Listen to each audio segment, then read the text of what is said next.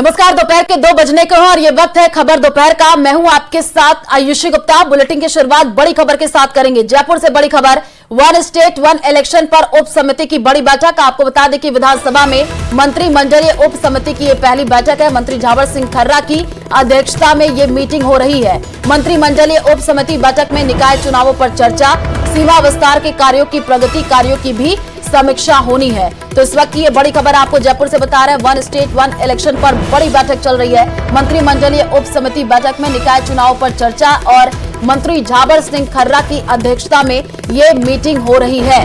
वार्डों के पुनर्गठन, परिसीमन की भी मॉनिटरिंग होगी, ऐसी जानकारी मिल रही है। सीमा विस्तार के कार्यों की प्रगति, कार्यों की भी समीक्षा हो रही है। तो बड़ी खबर आपको दे रहे हैं और ज्यादा जानकारी के लिए संवाददाता रोशन हमारे साथ जुड़ चुके हैं। रोशन, ये बैठक शुरू हो गई है, अपडेट क्या है? देखिए, राजस्थान में वन स्टेट वन इलेक्शन के तहत नवंबर वर्ष 2025 के अंदर इलेक्शन होने हैं। प्रदेश के जो सभी जो निकाय हैं उनमें इलेक्शन होने हैं। ऐसे में राज्य सरकार ने 16 जनवरी को जो कहा जा सकता है कि मंत्रिमंडलीय उप समिति, इसका गठन किया गया था और इसकी जो पहली बैठक है आज वो कहा जा सकता है कि संपन्न हुई है। यूडीएच मंत्री झावर सिंह खर्रा की अध्यक्षता में जो बैठक संपन्न हुई है, इसके अंदर अब तक जो वार्डों के जो परिसीमन है, पुनर्गठन है, उनके कार्यों की समीक्षा की। जल्द कहा जा सकता है कि जो डिलिमिटेशन का जो काम है वो पूरा किया जाएगा। तो रूपरेखा है कि प्रदेश के अंदर स्टेट वन इलेक्शन जो है वो यहाँ पर करवाए जाए। कुल मिलाकर सरकार का उद्देश्य यह है कि नवंबर 2025 तक हर सूरत में जो है वो निकायों के जो चुनाव जो करवाए जाए। इसमें कहा जा सकता है कि इस बैठक के अंदर जो मंत्री संजय शर्मा है, इसके अलावा कहा जा सकता है कि जो मंत्री सुरेश रावत हैं वो यहाँ पर मौजूद रहे हैं। के विश्नोई हैं, वो इस बैठक के अंदर शामिल रहे हैं। वो एलएसडी विभाग के जो अधिकारी हैं वो यहाँ पर हैं। या तो बैठक है सभा के अंदर जो है संपन्न यूडीएच मंत्री झावर सिंह इस पूरी मीटिंग को लेकर जो है मीडिया के सामने पूरी बात रखेंगे। लेकिन कुल मिलाकर कहा जा सकता है कि आज की जो पहली बैठक है। ठीक है रोशन, आप बैठक पर नजर बना करके रखिए, आगे भी आपका रुख करेंगे। शुक्रिया तमाम जानकारी साझा करने के लिए। और पूर्व सीएम अशोक गहलोत ने प्रदेश सरकार पर निशाना साधा है। जूली जी के नेतृत्व में विधायक दल सदन और सदन के बाहर संघर्ष कर रहा। उन्होंने कहा कि हमारी सरकार नहीं बनी लेकिन हम विपक्ष का धर्म नहीं निभा रहे, हमारी योजनाएं शानदार थी। उन्होंने और क्या कुछ कहा है, आप सुनिए।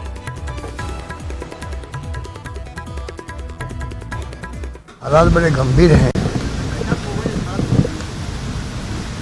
कुछ काम हो नहीं रहे हैं। वादे किए थे, वादे खिलाफी हो रही है। कुछ के जो मैनिफेस्टो में वादे हैं वो पूरे नहीं हो रहे हैं और हमारे वक्त की जो स्कीमें थी उनको या तो कमज़ोर कर दिया या बंद कर दिया।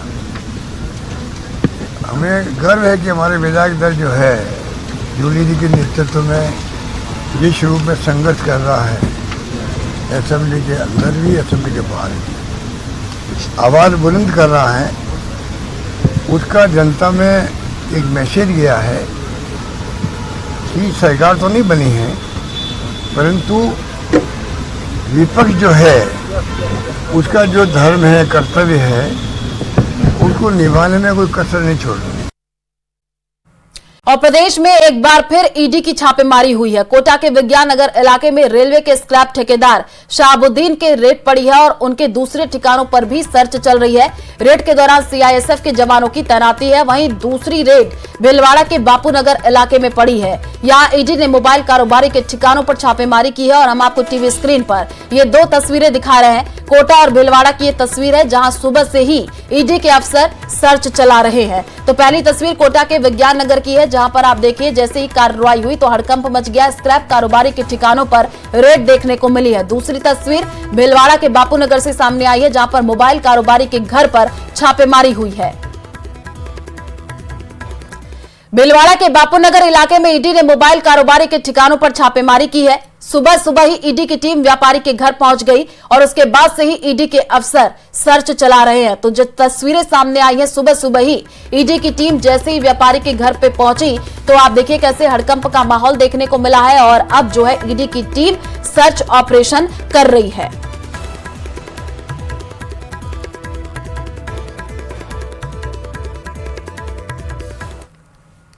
ईडी की टीम पहुंची है और ईडी का सर्च ऑपरेशन जारी है।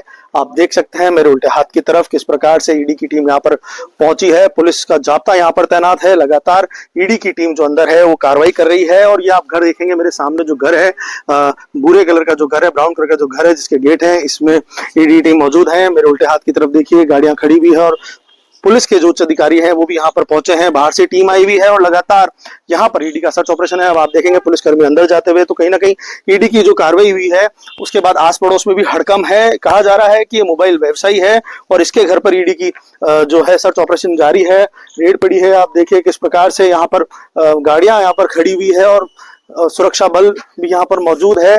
तो सुबह ही यहाँ पर ये लोग आ चुके थे और अपनी कार्रवाई को अंजाम दे रहे थे। और सबसे बड़ी बात यह है कि ये जो मोबाइल व्यवसायी है, इसके बाजार, मुख्य बाजार में इसकी दुकान है, जहां पर भी अभी वो दुकान बंद है और वहां पर भी सुरक्षा बल तैनात कर दिया गया है। मोबाइल व्यवसायी से का काम करते हैं, मोबाइल का व्यवसाय है, प्रतापनगर थाना क्षेत्र में इनका घर है। सुबह जब ईडी की टीम यहाँ पर पहुंची तो आस पड़ोस में हड़कंप मच गया था। लोग सोच रहे थे कि किसकी टीम आई है, पर ईडी के 4 से 5 लोग अभी अंदर है ईडी की टीम के और लगातार सर्च ऑपरेशन ईडी टीम का जारी है। और हमारे सामने ये घर है और यहीं पर ईडी अपनी कार्रवाई को अंजाम दे रही है। वीडियो जर्नलिस्ट अंकुश सनाटी के साथ राहुल कौशिक, न्यूज 18 भिलवाड़ा। भरतपुर नगर निगम ने आज कृष्णा नगर में अवैध अतिक्रमण पर एक्शन लिया है और करीब 1800 वर्ग गज जमीन पर बने भवन को पोकलेन और जेसीबी की मदद से ध्वस्त किया गया है। नगर निगम कमिश्नर श्रवण बिश्नोई ने बताया कि स्कूल के लिए रियायती दर पर नगर निगम द्वारा जमीन आवंटित की गई थी और जब स्कूल बंद हो गया तो स्कूल के संचालक ने जमीन को किसी और को बेच दिया, जिसका मामला डीएलबी न्यायालय में चला, जहां से मामला खारिज हो गया है। आज कार्रवाई को अंजाम दिया गया है। कार्रवाई के दौरान बड़ी संख्या में नगर निगम के कर्मचारी मौजूद रहे। वही जमीन की कीमत करीब 12 करोड़ रुपए बताई जा रही है और इसे अब नगर निगम अपने कब्जे में लेकर के नीलाम करेगा।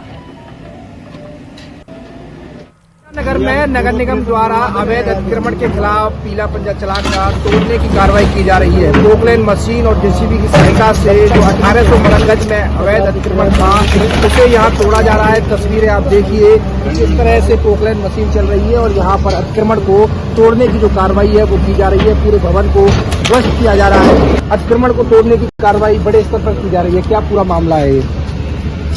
ये पेंटिकोस्टल स्कूल को लैंड जो है वो रियायती दर पर अलॉट की गई थी। उसके बाद स्कूल खत्म हो गया काफ़ी समय से, तो उसके बाद नगर निगम के द्वारा इनको नोटिस दे करके इनका अलॉटमेंट कर दिया। उस कैंसिलेशन के खिलाफ ये डीएलबी में इन्होंने अपील की थी, वो अपील भी खारिज हो चुकी है। लेकिन काफ़ी लंबे समय से ये किसी ने कब्जा नहीं लिया था। अब संज्ञान में आया उनके सारे दस्तावेजों की जाँच करके ज़मीन निगम के कब्जे में ली जा रही है। काफ़ी देश की ज़मीन है, ये 10-12 करोड़ की ज़मीन है। तो ये कब्जा हटा के फिर नगर निगम नीलाम करेगी अपने हिसाब से। और भी बहुत सारी ज़मीनें हैं जो लोगों ने दबा रखी है, उनके खिलाफ इस से मेरा अपील है जनता से भी कि वो अवैध निर्माण नहीं करें। नगर निगम से मंजूरी लेवें, पट्टा लेवें और जो भी सरकारी ज़मीन अगर किसी को ये पता चल रहा हो कि कोई आदमी अतिक्रमण कर रहा है, सरकारी ज़मीन पर दबा रखी है, वो निगम में जानकारी दें ताकि ऐसे लोग। कैमरामैन मनोज के साथ दीपक पुरी, न्यूज 18 भरतपुर। सीएम भजनलाल का दिल्ली दौरा। सीएम भजनलाल शर्मा संसद भवन पहुंचे हैं, ऐसी जानकारी मिल रही है। केंद्रीय मंत्री धर्मेंद्र प्रधान से मुलाकात करेंगे। नई शिक्षा नीति को लेकर के चर्चा होगी। तो बड़ी खबर इस वक्त की आपको बता रहे हैं, सीएम भजनलाल शर्मा संसद भवन पहुंचे हैं, ऐसी जानकारी मिल रही है और केंद्रीय मंत्री धर्मेंद्र प्रधान से मुलाकात करने का कार्यक्रम है सीएम का। नई शिक्षा नीति को लेकर के चर्चा विमर्श किया जाएगा। तो बड़ी खबर इस वक्त की आपको बता रहे हैं, सीएम भजनलाल का दिल्ली दौरा काफी महत्वपूर्ण माना जा रहा है और जानकारी ये मिली है कि सीएम भजनलाल शर्मा संसद भवन पहुंचे हैं। और इसी खबर पर ज्यादा जानकारी के लिए संवाददाता विनीत हमारे साथ लाइव जुड़े हुए हैं, उन्हीं का रुख कर लेते हैं। विनीत, 11 बजे सीएम जयपुर से रवाना हुए थे, जानकारी ये मिल रही है कि अब संसद भवन पहुंचे हैं, क्या जानकारी है और किन किन मुद्दों को लेकर के आज बातचीत हो सकती है धर्मेंद्र प्रधान से? जी निश्चित तौर पर मैं आपको बताना चाहूंगा कि जो भजनलाल शर्मा है राजस्थान के मुख्यमंत्री, वो एयरपोर्ट पहुंचते हैं और एयरपोर्ट के बाद सीधे संसद भवन परिसर जो है वो वहां पर पहुंचते हैं। साफ तौर पर जो हमें जानकारी मिल रही है उसके अनुसार वो कई केंद्रीय मंत्रियों से वो जो है वो मुलाकात कर सकते हैं। जो प्रमुख नाम है उसमें CR पाटिल है, उनसे उनकी मुलाकात हो सकती है। राजस्थान में जिस तरह से हमने देखा कि राजस्थान के विकास को लेकर के किस तरह से कई जल परियोजनाओं को लेकर के जिस तरह से उन्होंने CR पाटिल के साथ लगातार मुलाकात कर रहे थे और और इसी कड़ी में जो है आज मुलाकात हो सकती है। इसके साथ ही साथ मनसुख मांडविया से भी उनकी मुलाकात हो सकती है। केंद्रीय मंत्री है मनसुख मांडविया, उनके साथ उनकी मुलाकात जो है वो हो सकती है।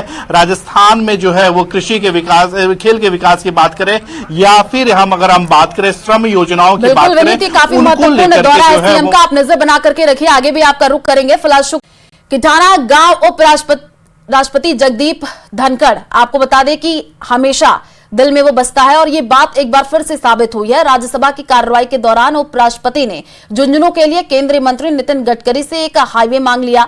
राज्यसभा में सड़क परिवहन और राजमार्ग मंत्रालय के कार्यों पर चर्चा चल रही थी। उसी दौरान उपराष्ट्रपति ने अपने अंदाज में नितिन गडकरी से कहा, माननीय मंत्री जी, अब चेयर की सप्लीमेंट्री, ये परम सौभाग्य कि मैं किठाना गांव में मेरा जन्म हुआ, मेरी शिक्षा दीक्षा भी वहीं हुई, बड़ी ख्वाहिश है और बात भी जायज है। गडकरी जी की नजर वहां पड़नी चाहिए और वो एक राष्ट्रीय मार्ग पर आना चाहिए। नितिन गडकरी ने कहा कि सम्मानीय अध्यक्ष महोदय, मुझे वहां की स्थिति मालूम नहीं है। माननीय मंत्री जी, अब चेयर की सप्लीमेंट्री, ये मेरा परम सौभाग्य है कि मैं किठाना ग्राम में मेरा जन्म हुआ, मेरी शिक्षा दीक्षा भी वहीं हुई, बड़ी ख्वाहिश है और बात भी जायज है। गडकरी जी की नजर वहां पड़नी चाहिए और वो एक राष्ट्रीय मार्ग पर आना चाहिए। इसका सीधा नतीजा ये होगा कि जो लोग रिंगस से दिल्ली आते हैं, कम से कम 30 किलोमीटर कम होगा। इसकी जानकारी आपके दफ्तर को देंगे, आपकी इनायत भी हो तो सब ठीक हो जाएगा। सम्मानीय अध्यक्ष महोदय, आप मुझे वहाँ की जागरूक स्थिति मालूम नहीं है, आप मुझे एक बार आदेश दिया आपने, उसका डिटेल दे दीजिए। और निश्चित रूप से वैसे आई एम ओनली ऑथराइज कि मैं नेशनल हाईवे पे ही पैसा खर्चा कर सकता हूँ और आपका जो रोड कह रहे हैं उसको हम नेशनल हाईवे बनाकर लेआउट निकालेंगे और मैं जरूर। अजमेर में अस्थायी सफाई कर्मचारियों की ओर से हड़ताल लगातार तीसरे दिन जारी है। नगर निगम के अस्थायी सफाई कर्मचारी जो है कार्य बहिष्कार करके विरोध जता रहे हैं। कर्मचारियों ने नगर निगम प्रशासन से वेतन बढ़ाने की मांग की है और वेतन नहीं बढ़ने तक हड़ताल जारी रखने की चेतावनी दी गई है। तो ये तस्वीरें भी आपको टीवी स्क्रीन पर दिखा रहे हैं। अजमेर से आई है ये तस्वीर। ठेकेदार पर कम वेतन देने और शोषण करने का आरोप लगा है। नगर निगम प्रशासन से वेतन बढ़ाने की मांग की जा रही है और सरकार से अस्थायी कर्मचारियों को 18,000 रुपए वेतन देने की मांग है।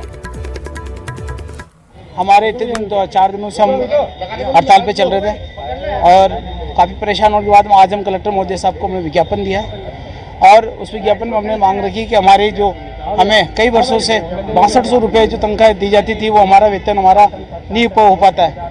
इसी कारण हमने प्रशासन से आग्रह किया है कि हमारा 12,000 रुपये मंथली रोज दे, 400 रुपये पर डे हमारे सैलरी हो, ये हमारी मांगे हैं। और हमारा संसाधन ठेकेदार द्वारा संसाधन भी नहीं दिया जाता है और साप्ताहिक अवकाश में हमें नहीं दिया जाता है, उसकी भी हमने कलेक्टर महोदय से मांग रखी है। हमारी मौलिक मांग छोटी सी, ना कोई ज़्यादा बड़ी ना कुछ।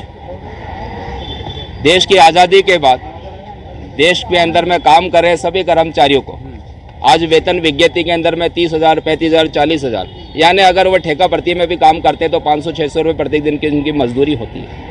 ये वाल्मीकि समाज का इतना शोषणित है कि 70-75 सालों के अंदर में भी ये वाल्मीकि समाज जो अस्थायी तौर पे श्रमिक के तौर पे काम कर रहा है, डोर टू डोर पे परिवहन निगम में ड्राइवर के और हेल्पर के तौर पे काम कर रहा है, उसे मात्र 6,200 रुपये तनख्वाह दी जाती है। जयपुर में अवैध हथियार रखने वाली गैंग्स पर पुलिस का बड़ा एक्शन देखने को मिला है। पश्चिम जिले में झोटवाड़ा, करधनी पुलिस और डीएसटी की बड़ी कार्रवाई देखने को मिली है।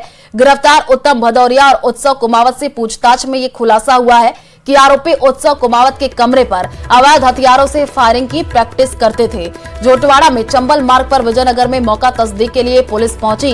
उत्सव कुमावत उर्फ ईशू के कमरे की दीवारों पर फायरिंग के निशान मिले हैं। पुलिस ने अब तक इस मामले में 4 आरोपियों को गिरफ्तार किया है। बदमाशों से 377 कारतूस, 5 देसी पिस्टल और 12 बोर की एक बंदूक बरामद हुई है।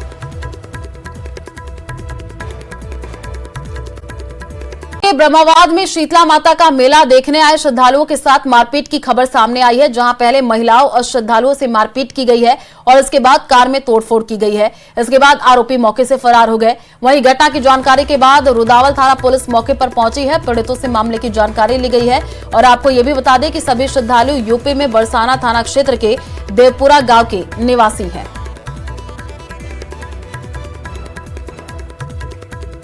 और इसी बीच श्रीगंगानगर से बड़ी खबर सामने आ रही है। वन विभाग की बड़ी कार्रवाई देखने को मिली है। पेड़ काटने वाले गिरोह के एक सदस्य को पकड़ा गया है। गिरोह के 7 सदस्य भागने में कामयाब हो गए और हरे कटे हुए 4 शीशम के पेड़ से भरी पिकअप पकड़ी गई है। एक बाइक भी जब्त की गई है। लालगढ़ इसके पर यह कार्रवाई हुई है। तो बड़ी अपडेट आपको श्रीगंगानगर से दे रहे हैं। तस्वीर भी सामने आई है। वन विभाग की यह बड़ी कार्रवाई देखने को मिली है और गिरोह के 7 सदस्य भागने में कामयाब हुए हैं। हरे कटे हुए 4 शीशम के पेड़ से भरी पिकअप को पकड़ लिया गया है और अब पूछताछ भी इस पूरे मामले में की जा रही है। लालगढ़ इलाके में यह बड़ी कार्रवाई देखने को मिली है।